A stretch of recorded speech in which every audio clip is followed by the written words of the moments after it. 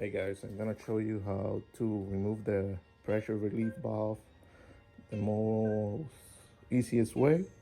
You just have to remove the intake battery box, and you'll see right there the yellow hose.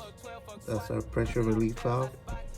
Use a flathead screwdriver, get it underneath here.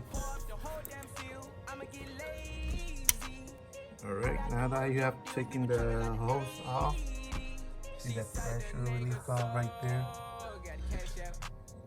You're gonna use a 17 long socket. Just go on it underneath here.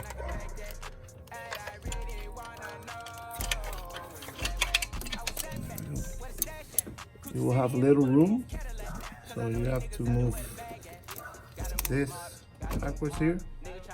And then you can, little by little, just go like this. And we go up. There you go. You don't have to take all those four bolts or anything. Just go with the long socket. That's it. To put it back, it's the same way. See you guys.